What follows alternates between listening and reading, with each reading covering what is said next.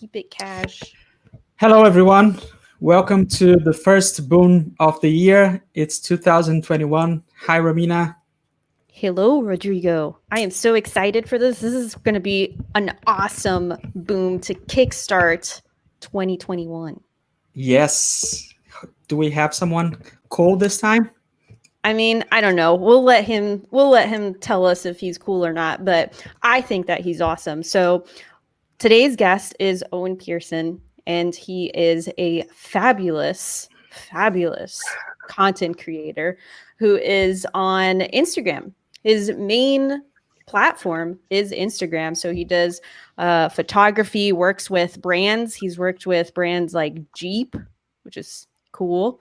And a bunch of really high-end brands, and he's creating content for them with his own photography and working with photographers, and overall just helping brands get their stuff out there. So, welcome, Owin. Thanks for joining us today.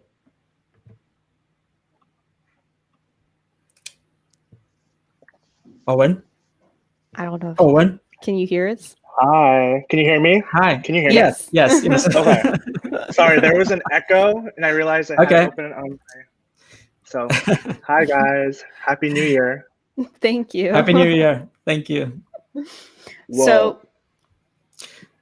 So tell us a little bit about you. I mean, for those who are coming into our stream and don't know you yet, do some proper introduction. All right, so do a little TikTok dance on my TikTok. So yeah, I'm Owin Pierson. I am a content creator. I moved out to LA like 5 years ago now. It's been 5 years from the capital, DC. Happy Inauguration Day, by the way. So I moved out here 5 years ago to pursue photography, and I've always just had like a knack and just a big interest in social media and in general just doing things that really emphasize creativity. And Instagram is such a different platform now, and social media has grown so much more into an opportunity to create content that before you had to get degrees in, or you had to go into internships in, or you had to know people to network, where social media, I always saw in the beginning when it first started out that it was a way for you to be your own boss and be creative. And I've just come from a long line of being independent. I'm the oldest of 3 boys. I'm half Japanese, and if you're in the Asian community, you know that in the Asian culture, it's very important to be the best, get the best grades, do the best things, make your family proud. So I've always had that mentality of like how to do something bigger than myself, be bigger than what society or the world has offered. So I saw social media as a way to create content in a way that's from my perspective and mine alone. And it's turned into more so now a community of people that are interested in things like mental health, the LGBTQ space, positivity, travel, pre-pandemic, and fashion and food. So it's really an exciting thing. And I would call myself a lifestyle influencer. That's what I usually put. I put social media influencer when I sign my contracts and do my W-9s. I still have to do all those things like everyone else. So that's a general consensus of me and my interest in social media. I don't know where you guys went. I'm new to this StreamYard. We're always here. We're always here. Okay, good. We never leave. We never leave. Hey, Owin. Let me ask you. Like you talked a little bit about being an influencer and owning that title, right? Like actually owning it and saying, "Hey, I'm an influencer. That's what I do." And I think that's still very new, right? Like it's something that people are still getting used to being called professionally and to own up to and say, hey, that's what I do. This is my job. And how did that change happen? For you, how did you move from being just this guy doing a pretty cool Instagram from being actually a pro? No, yeah, that's a great question.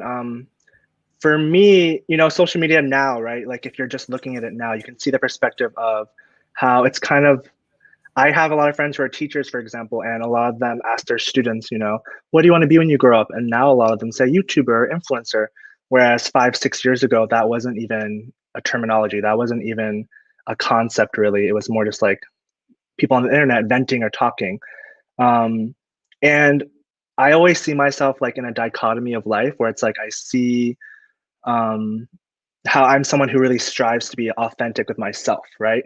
Like the 9 to 5 grind, I've done that. I've had so many jobs, like I've had so many lives of like doing every job possible. Like I've worked for UPS, I've worked for a mall job, I've done like catering, I've been a youth pastor, I was a camp counselor, a babysitter, nanny, whatever you want. I've done so many jobs, and like it's like the hustle, you got to make money. But what really stuck with me as far as what an influencer is you have to really be comfortable and be independent in knowing that if you're going to be your own boss, then you're going to work a lot by yourself, and you're going to have to work a lot more in the beginning, especially to create something that really matters to you and that really is what you represent.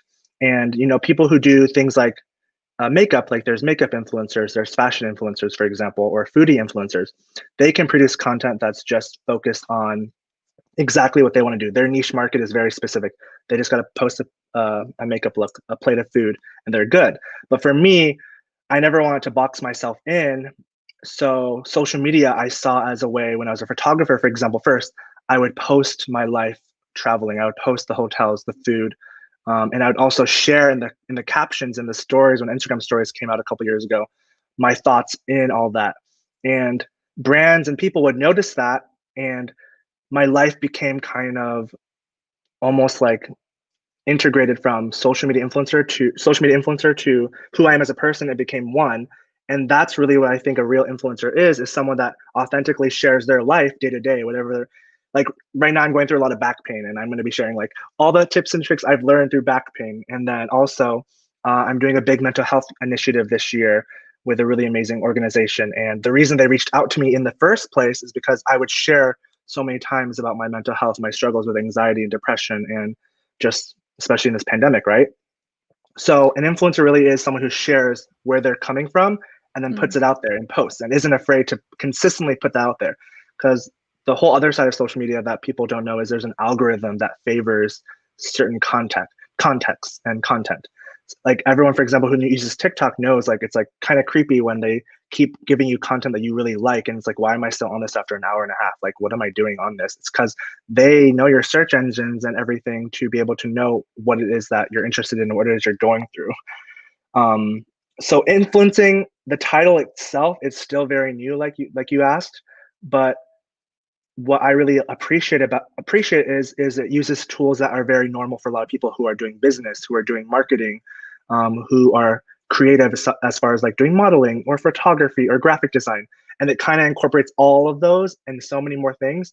And then you kind of have to train yourself and educate yourself on what works best for you. So it's a lot of those kind of things.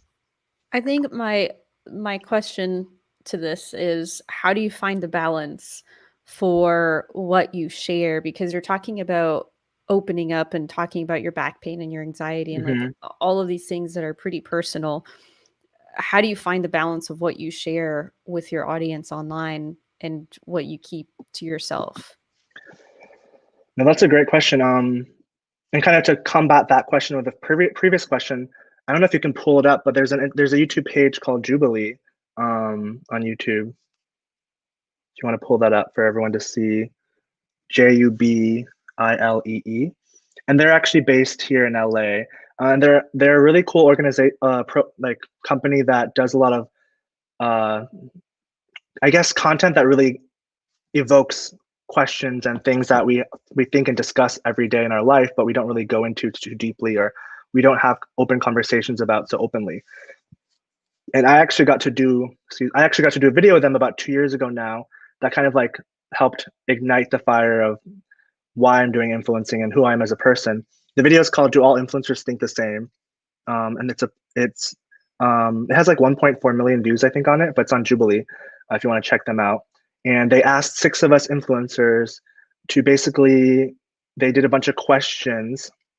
So if you type in their search section, if you type "Do all influencers think the same?" And it's just for anyone who wants reference, but there were some good questions asked. But I'll spill some behind the scenes tea as well.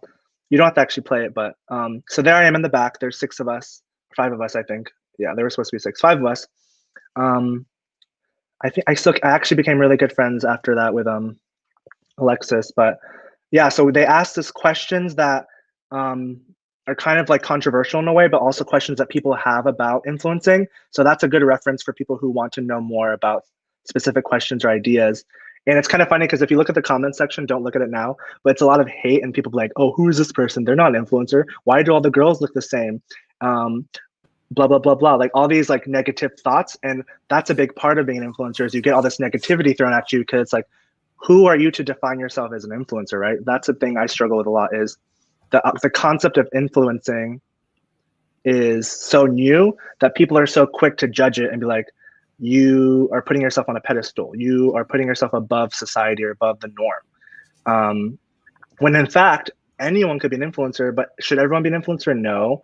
It's like any job. Like, should everyone be a doctor? Should everyone be a teacher? Should everyone be an accountant? I'm not saying being an influencer is anywhere near being those things. It's just they all have people in them that are more fitted for the job than others, right? Right. So for me, I think influencing is just like, it's super cool. Like I love the creativity of it. I can't emphasize that enough, but the balance of being myself authentically, that's always been something I struggle with because another big part of it is you're sharing day to day or week to week, right? So you have to kind of know the energy of the social media room. You kind of have to know what's happening to be able to be comfortably share what am I sharing actually matters. Am I sharing what am I sharing is actually going to benefit my platform, my audience. But on the contrast, it's also like you have to be consistent to get paid and get jobs and like do the work because you have to clock in. If you don't clock in, you're not getting paid. You're losing people. You're losing the algorithm. So I'm still struggling with that balance. So do you consider yourself, because some people kind of don't really like the title influencer.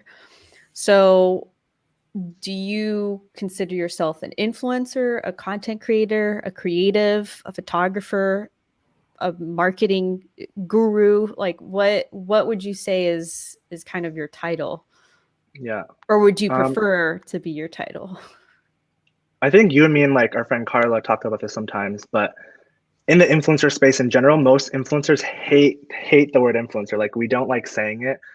It's like kind of like not taboo, but it's more like you don't really call yourself influencer when you're introduced. It's like it's something you put like in contracts and W-9 forms for business stuff.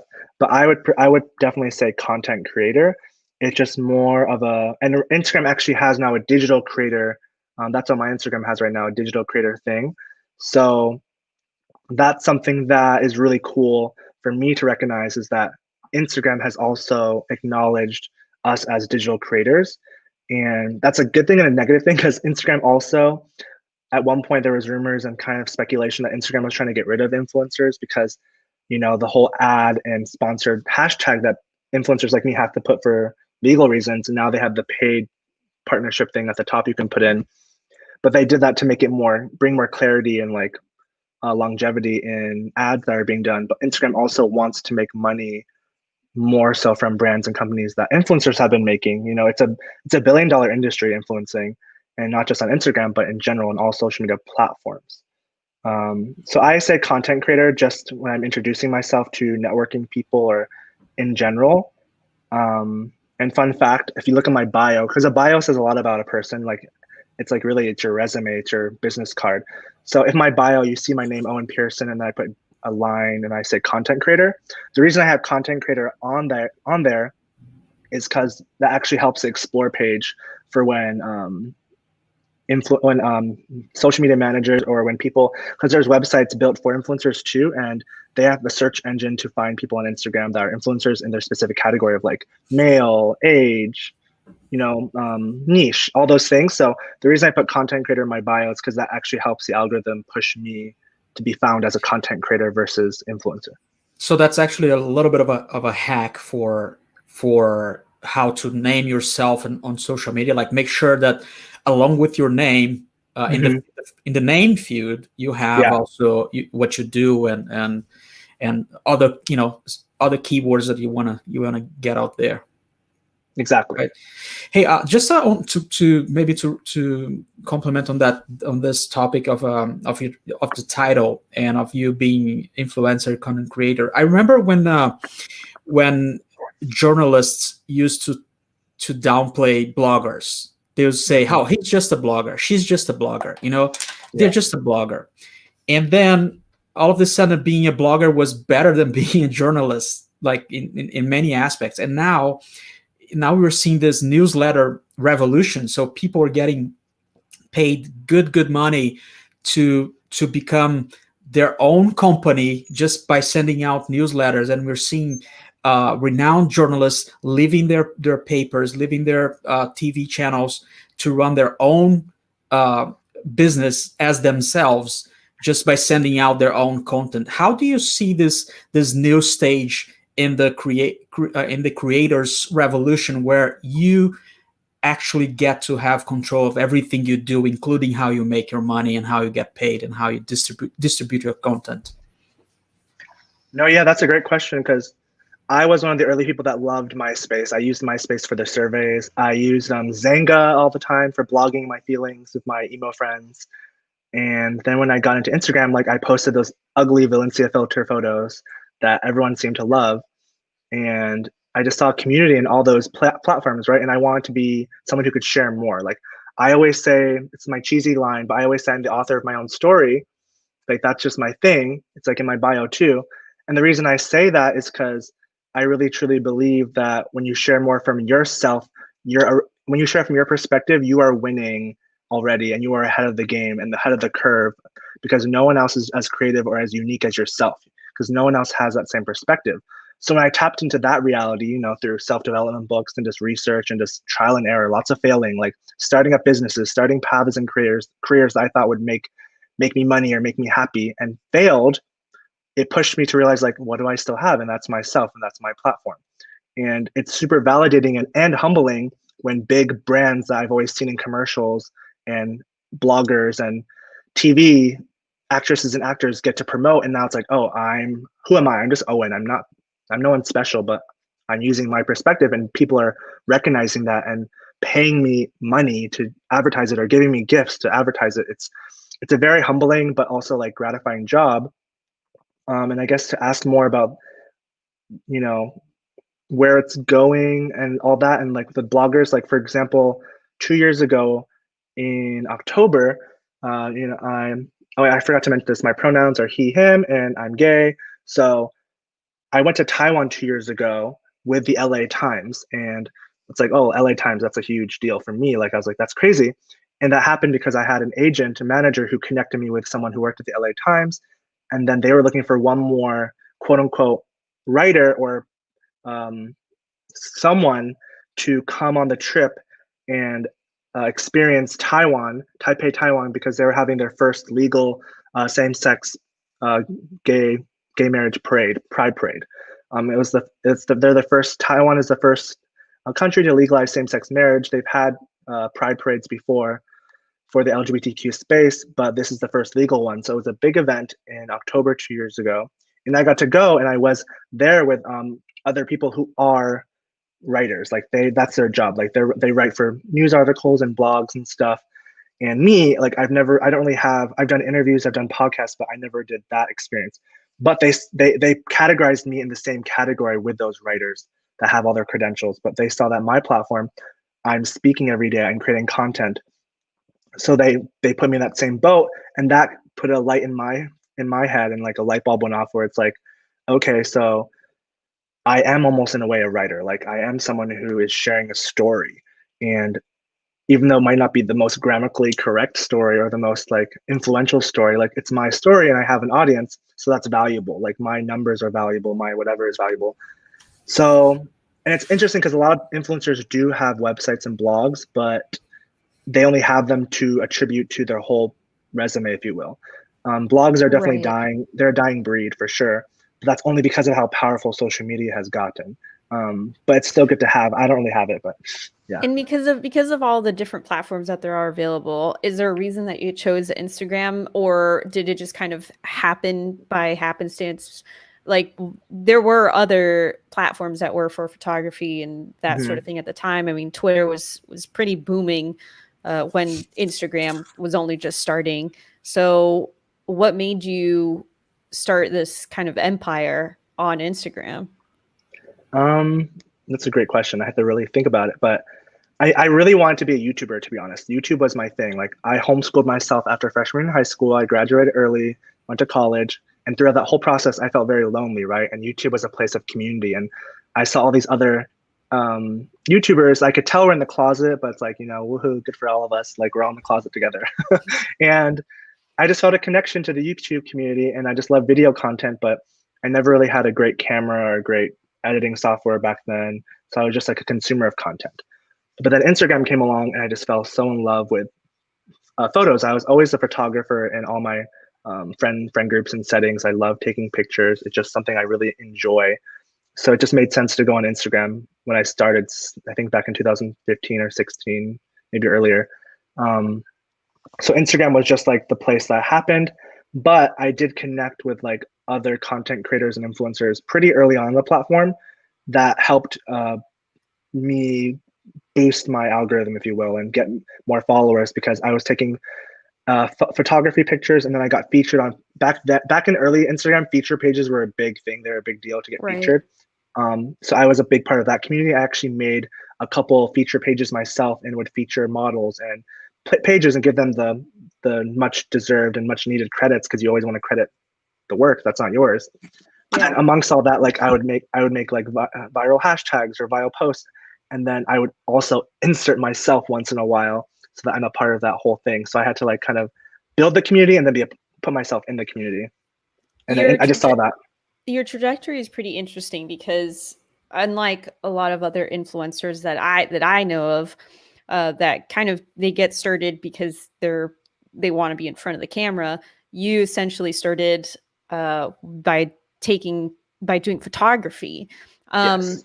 And if I'm not mistaken, you would actually get products and just create product photography and just make your own posts that seemed like they were branded posts or that they were sponsored posts, so that you could start creating this kind of portfolio for yourself. Am I mistaken about No, that's true.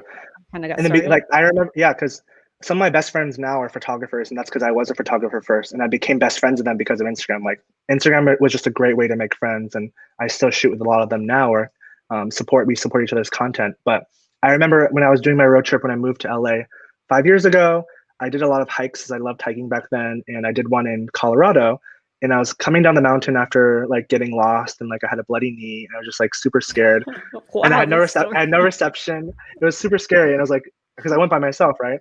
And then like my phone finally got reception. It was like an email, and like I'm obsessed with checking my email. So I looked at it, and it was this sock company called Happy Socks, and they actually have a store in Venice Beach, California. And they messaged me being like, "Hey, we love your page." And back then, I think I had like maybe 10,000 followers tops. And like, we would love to send you some free socks in exchange for a post. And I just remember being so like happy and just so like, I was like, oh my God, they want to send me like free product. I don't have to pay for it. Like, what? That doesn't make sense to me. Like, who sends free stuff for an Instagram? And that was like the start of many gifting opportunities that I was given, because before that I was just creating fun content of photography, but then I started putting myself in front of the camera, because I was also obsessed with America's Next Top Model growing up. So I loved modelings, and so I got to see both sides. And like you were saying, Romina, real quick, is basically like I was more behind the camera, and even before I got into influencing, I also helped bloggers and other people build their social media too, and that was part of my job too. So I kind of did everything else before influencing, so I had all the tools to get started. Right, the tools and the skills too. You were already building on that. It's kind of like, because you say you started in, I mean, it's been maybe like 5 years or something like that, around 5 years, and you're at how many followers do you have right now? You're at. I don't like checking. I don't check anymore. Well, I'm checking for you. It's almost 200,000 followers. So cool. This is kind of like in 5 years. People might think that this happened overnight, but they don't know that all of the work that you put in prior to those 5 years to get to the point where you were ready to just hit the ground running with your profile, because you had the skills and you had the tools to make this happen and to look like a pro. And just because we're kind of in the same topic already, can you walk us through what your steps are, like what your process is from start to finish with like a single post, like it, and maybe even just to kind of make it even more specific, a sponsored post. So let's say you're working with a brand from start to finish. What does that process look like for you for a single post? Can we go to my Instagram page? I'm a visual learner. Like, yeah. I have the worst memory and the worst brain, but if I see something like, oh, I got everything. Okay, so scroll down. Obviously, scroll down. Okay, right. That section's good. Right there. All right. So December is, if you don't know marketing, December is like in Q4. That's like the busiest time for brands to start pushing their budget, because then they have to renew their budget for Q1, which is January to March, and then budgets are really low. So all these posts right here are actually sponsored content. They were all posts I had to do and that I was able to get funding or get support from. So on the top right is California Lottery. The middle one is One Medical, and the one on the right is Golden Road. It's a beer company that made a hard seltzer. So you can just click that one. So for that kind of post, basically what happens for that post or any of these posts is, in my bio again, I have an email. That's my business email. So to get started, I get an email or I get a DM from these brands or from an influencer agency that I'm signed up with. This one, for example, I think I was signed up with this company called Obviously, whereas the other two I was directly emailed. Actually, no, sorry. The middle one is One Medical, and that was a direct email. And then the third one I applied for, and that one's through an app called Takumi. So there's these platforms, right? So you get the communication started. Sometimes you have a manager, and I've chosen to self-manage myself. Sometimes I have other companies that manage me, but for the most part, I manage myself, so I get all the money. If you have a manager, they take 10 to 15% of every sponsored content. So it starts off with communication like that, and then it's kind of like a back and forth for a week or so of negotiating rates and deliverables. So rates mean like if it's compensated or not. So for example, because this was a sponsored post, I had to put ad or sponsored in it. Sometimes on the top it says paid partnership, which the third one does, the seltzer drink. If you go to the third one, you'll see it says paid partnership. So it's a basic communication to figure out a rate, unless they have a set rate in it. Those are my friends. So yeah, basically, I guess it doesn't show it on desktop. Anyway, so basically you have to work out a budget, and then they give you how many posts you have to do. So sometimes you have to do 1 to 3 posts and then a set amount of stories. If you do stories, you usually have to do 3 frames minimum. I'm just going through the logistics. So these are like logistics that they have to give you, right? So it's a lot of back and forth communication, work out a deal of how much content you're going to post, the feel of the content, when it's due for review, because you have to send it to them for review. Review meaning like the completed edited photo and the completed written caption. And that's another step. And the third step is obviously posting it and then engaging with your audience, making sure the post does well. So there's so many steps communication-wise before even the post happens. And also obviously, once the contract is signed, then they ship the product, and then you got to test it out and see if you actually like it, or if you haven't done your research, make sure you do your research to know that it's something that you really want to work with, or there's no problems with your overall brand. Does that answer your question? Kind of.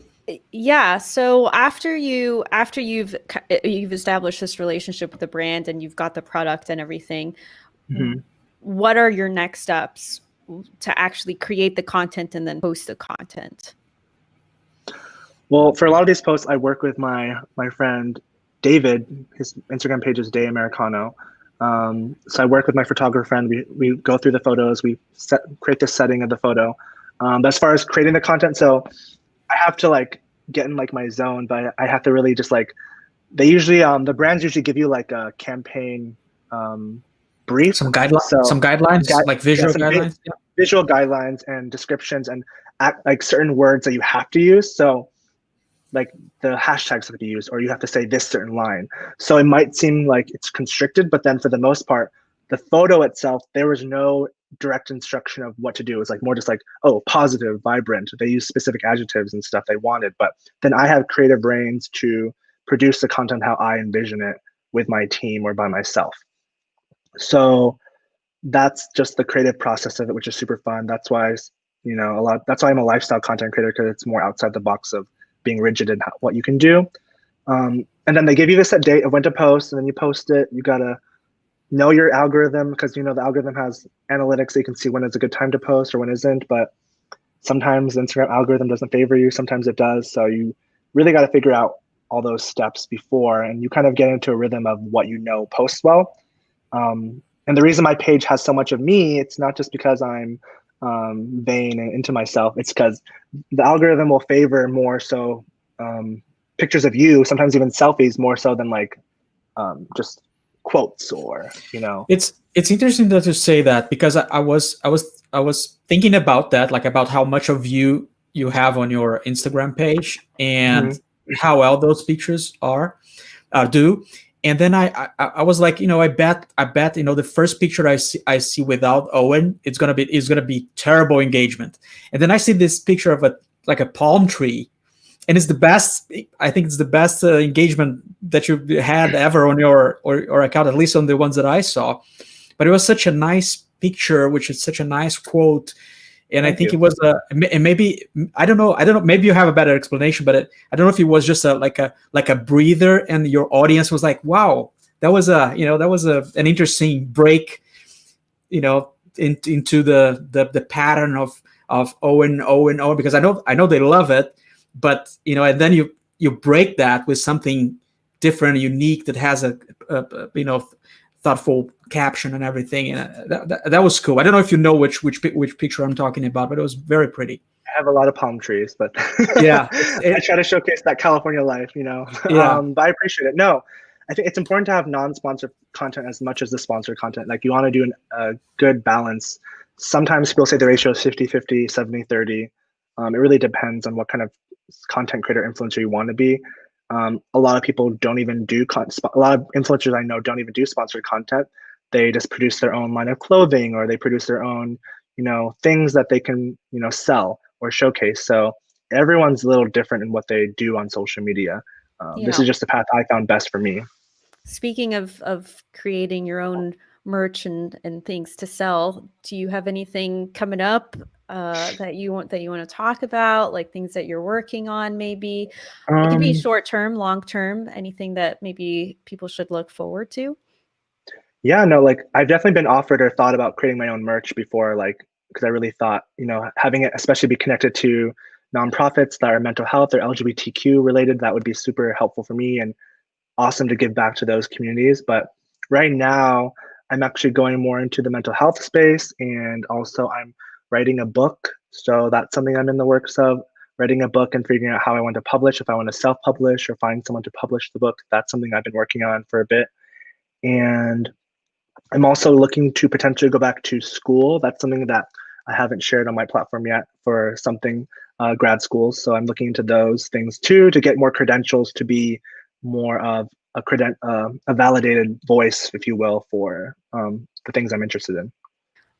Yeah. Speaking of mental health, I think most people might not know that you have a degree on psychology, which is very interesting given what you do, because essentially you are influencing people. Do you feel like your degree has contributed or helped you at all in what you're doing today? No, yeah, if you would have asked me this question a couple of years ago, I'd been like, I should not have gone to school. It was a waste of money. Like, I'm not even using it. But I look back, and like, psychology is about behavioral cognitive thinking and persuasion and understanding. And it's a lot of things that I'm passionate about. And to be a voice or a face of anything, or to be able to sell anything, you have to know the psychology behind it. And you have to know how people are thinking and what motivates people or what doesn't motivate people, and the consequences and the antecedents. There's so many things that I love about psychology now. And I did behavioral therapy for 4+ years for kids in the autism spectrum, and that was really beneficial too, to work with kids. I wanted to be a principal of my own school, so that was. But then, like, I didn't want to go to grad school at the time, so that's why I got a psychology degree and didn't go into education after, because I was like, no, thank you, not for me. I've worked with kids enough, but yeah, I think it's super beneficial right now, and it ties along with what I want to do long term. That's cool. I want to jump over and do something a little bit more fun at the moment. Okay. Could you tell us a little bit about this adventure right here? The video, I didn't have any control of how they made it happen, but it was free. So I actually got to work with Arizona's tourism company a couple years ago, and they sent me to the Grand Canyon. So it was a sponsored paid trip to the Grand Canyon, and they asked me to create certain deliverables for my page, and I had the choice of either skydiving the Grand Canyon. Mind you, this is in February, or what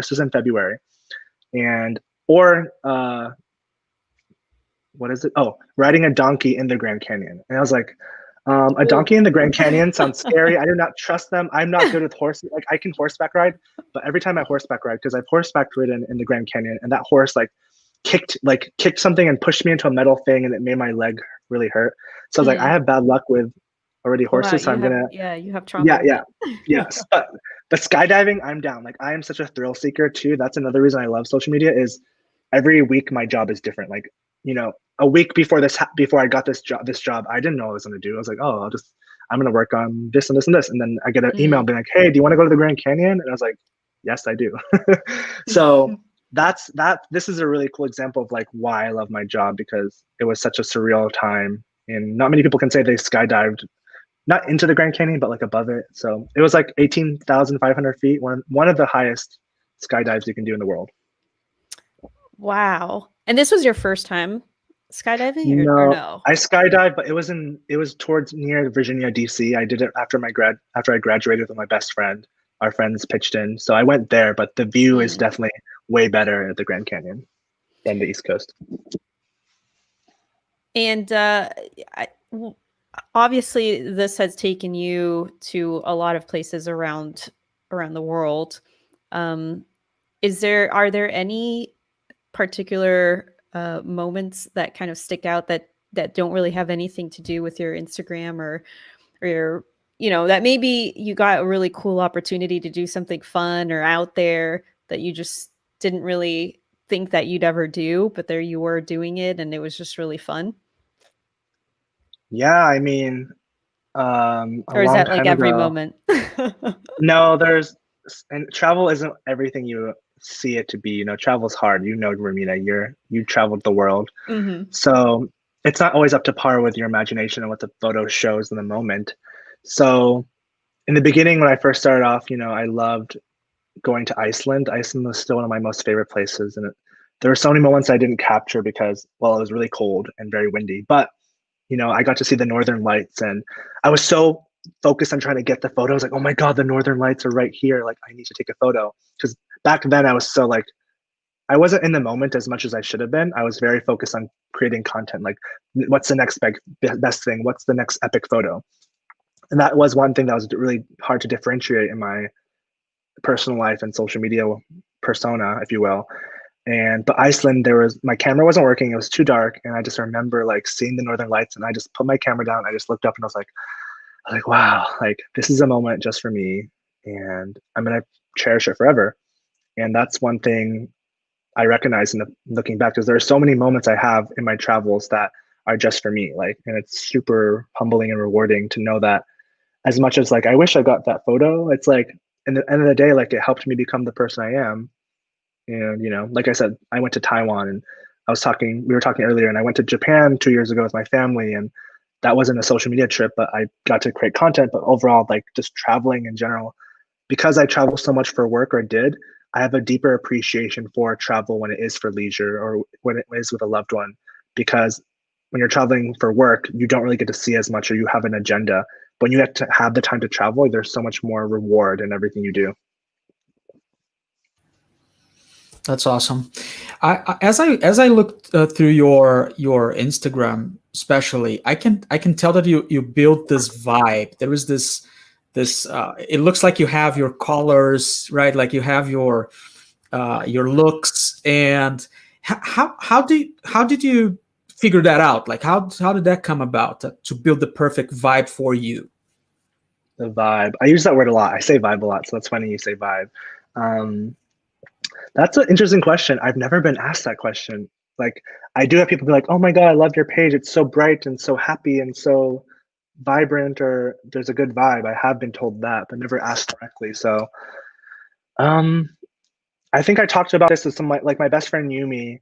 She's a plus size model and she's also Hapa, and we talk a lot about like social media sometimes, but sometimes we just have fun and don't talk about anything. But I remember she told me once that she has like a certain, you know, like almost like a mood board. Like she sees her page as a mood board, and she really creates it in her mind ahead of time. And then me and Romina's friend Carla, like she uses certain apps where you can post the post beforehand to see how it looks beforehand. I don't really do that because I don't have the time for that anymore. If anyone wants to be my assistant, let me know. Um, but really, it's like it's interesting because if you scroll through my page, you can tell when it's bright, you can tell when it's dark, you can tell when the mood shifts, and I think those are just different periods in my life. There are moments in my because there's a lot I don't share. I don't share relationships I go through. I don't share when I go through some maybe a dark time because I'm struggling with something with my family or personal life, or I'm going through a transition. There's so many points in my life that I don't get to share. I don't feel comfortable sharing, or it just doesn't need to be shared. And you can tell, and that's why I feel authentic, is because my posts are really centered on what I'm going through and what I feel in the moment. So I'm not really trying to think ahead of it, but I'm just naturally a positive person and I have a positive outlook on life. So I'm happy that there's a vibe because I do try to present myself in a certain way that is the best version of myself, but also just the most me, and doesn't have to be the best. That's really nice. It's I think it's a really good way of putting it, and it makes sense. Like when we when you say what you're saying, and then we look at the pictures as we're looking now, it totally makes sense. Well, let me shift to a different question now. I imagine that while building this huge following that you have right now, you probably made a few mistakes here and there. If you had the opportunity to start over, but with the experience that you have, which mistakes would you be able to like immediately avoid? Right. So, like I said earlier, like I think failure is a part of success, and failure is a necessity to get where you need to be to learn and grow. But I do firmly believe as well that there are some things that if you reached out or if you did your research or got legal support, there would be a less of a need to struggle and suffer or go through it, you know? So I think I would have read more of my contracts clearly. I would have known my boundaries more, and I think separating friendships and work is very important, or making that boundary very clear. Like I said, sometimes you collaborate with influencer friends, and it's fine. Like you promote each other, that's simple. But if there's money involved, especially, or obligations involved, then you really have to be more clear. And I wish I was more clear back in the day with certain friends and the company I kept, because it would have saved me a lot of hardship and a lot of business debt that I don't have now, thankfully. But I wish I would have gone a lawyer, or I wish I would have just said no, or said, "Hey, can we talk about this more?" So I think communication is just key in this field, like, and having a team that understands you and people that you can talk to. Because that's the thing. This job is very lonely and isolating, and it's not for everyone because you do work your own schedule, and that doesn't align with everyone else's life. So you kind of have to learn to love yourself and love your solitude. So it kind of gets in your head and you're like, oh, but then you kind of get like arrogant or cocky, and you're like, oh, I know what's best. I know how to do it. Like I already know how to do it, everything. I know how to shoot my content. I know how to write my captions. I know what to say. Like I'm getting jobs coming in. So it kind of blocks you from new opportunities or new things, or bad things happening. So it kind of is frustrating at times because I look back and I'm like, oh, I should have known better. But I don't have regrets. Right. Which is great. That actually is a great lead in into why we created CreateIRL, because this is such an isolating process to create by yourself in this day and age. I mean, even before social media, it was an isolating process. And now even more so, because you don't need to work with other people to create. We have so many tools and things available to us, which is why CreateIRL exists. Because community is important, and we want to be able to offer these resources to people, because hopefully somebody who likes what you do, Owen, is watching this or listening to this and is able to learn from this and learn from your mistakes, and hopefully make their journey a little bit easier, because of the obstacles that you had to overcome. So I think we're just about ready to wrap up. But if Rodrigo, if you have a last question, do you have anything else that you want to ask? Well, I just want to say before the last question that it's so refreshing to talk to someone that has achieved well, we say a following, but it's not just a following. It's a position in your business trajectory, and it's been just great. And then when we talk, you're such a nice guy, such a grounded person, down to earth, very accessible, and that's just beautiful. I wish everyone was like that. But I think more and more people will be, as they understand that this is just like you said in your first in the first segment. I'm an influencer. That's my job. That's what I do. That's what I put in my contracts. It's owning up to those things that makes it not just legit, but makes it normal. It makes it just this is my job to be, to go around the world and show beautiful things and share nice and cool products. That's what I do, and I do it with pleasure, and I really admire that. So I'd like to tell you that before I ask you the last thing, which is, if you could leave us with one tip for the new Instagrammer, the new influencers out there trying to build up this career, what is the one thing they need to look for and keep in mind the whole time throughout this process? Dang. Well, thank you for both of you for saying all those kind words and for creating CreateIRL. I think it's so beneficial, and especially you see in the social media community, there's burnout is real. There's so many people who are quitting social media after so long because it's very draining and lonely, and they realize that it doesn't bring them happiness and joy.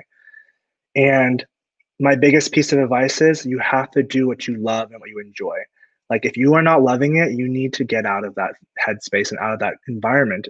It's such a toxic space because toxic people or toxic mindsets are overtaking people, and people are allowing that negativity that they consume. Social media, you're consuming social media. Social media is the new commercial. Remember when you were a kid, commercials were the thing we had to pause and wait for the show we're watching. Newspapers, magazines, billboards. We're always consuming content every day, so much content. And mentally, that's very draining. It can tire you out. So I love social media because I'm part of a community, at least in my space, of mental health, LGBTQ advocacy, travel, that I feel is very positive. And I'm not the best at it. I'm not the worst, but I know a little bit because I'm a consumer of influencers and pages that I also aspire to be. So I think my biggest piece of advice is do what makes you happy and brings you joy. But then if you have that courage or that mindset to share it with others or just put it out there, because for me, sometimes it's very therapeutic to post something that I'm going through or post something that I feel I resonate with, and then having other people resonate with it makes it less lonely. So that's the community aspect is so beneficial and so rewarding. But on the other hand, it gets lonely because then the friends you grew up with, the people that know you or the people that follow you, they see your life and they think, oh, Owen's doing fine, or oh, that influencer's doing fine, but they don't really know the whole story.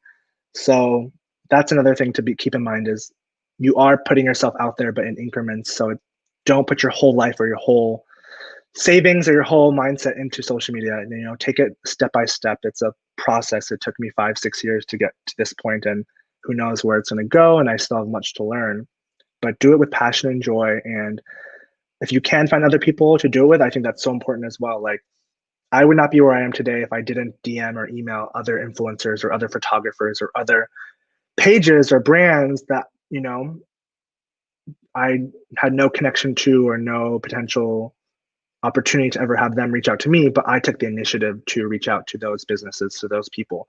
And now I have like a long-term relationship with those businesses, or now some of those people are my good friends that I, you know, lean on and rely on. And it's so rewarding. And if I didn't reach out, it would never have happened. So again, author of my own story, like I took initiative with what I wanted to do and I tried. I got 10 no's and 1 yes, but the yes is what mattered. And I think also what's important to recognize is like social media is changing too. So Instagram, to be honest, Instagram is so hard to grow in. Like, you know, I haven't been growing, like in the last 2.5 years, maybe I grew like 50, 70,000 followers. That took a long time.